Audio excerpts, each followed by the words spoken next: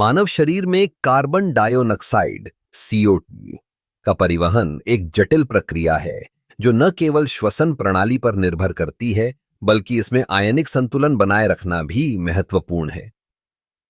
जब हम सांस लेते हैं तो ऑक्सीजन हमारे फेफड़ों में प्रवेश करती है और रक्त में मिलती है।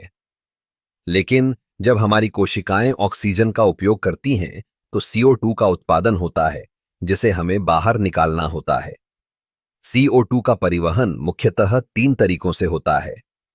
पहले यह रक्त में घुलकर, दूसरे यह हेमोग्लोबिन के साथ बंधकर और तीसरे यह बाइकार्बोनेट आयन के रूप में। जब CO2 रक्त में घुलता है तो यह पानी के साथ मिलकर कार्बोनिक एसिड बनाता है जो फिर बाइकार्बोनेट और हाइड्रोजन आयन में डिसोसिएट होता है।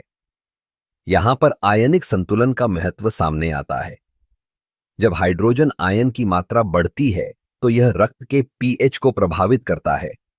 अगर pH बहुत कम हो जाता है तो यह एसिडोसिस का कारण बन सकता है जो शरीर के लिए हानिकारक है। इसलिए हमारे शरीर में बाइकार्बोनेट आयन की मात्रा को नियंत्रित करना आवश्यक है। यह बाइकार्बोनेट आयन हाइड्रोजन आयनों के साथ मिलकर संतुलन बनाए रखता है। इस प्रक्रिया में किडनी और फेफड़े महत्वपूर्ण भूमिका निभाते हैं। किडनी रक्त में बाइकार्बोनेट के स्तर को नियंत्रित करती है, जबकि फेफड़े CO2 के उत्सर्जन को नियंत्रित करते हैं। जब हम गहरी सांस लेते हैं तो फेफड़े CO2 को बाहर निकालते हैं, जिससे रक्त में बाइकार्बोनेट का स्तर बढ़ता है और pH संतुलित रहता है। इसके अलावा आयनिक संतुलन बनाए रखने के लिए सोडियम, पोटेशियम और कैल्शियम जैसे आयनों का भी योगदान होता है।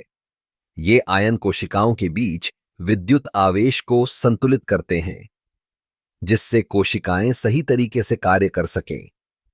अगर इन आयनों का संतुलन बिगड़ता है तो यह न केवल CO2 के परिवहन को प्रभावित करता है बल्कि संपूर्ण शारीरिक क्रियाओं को भी बाधित कर सकता है।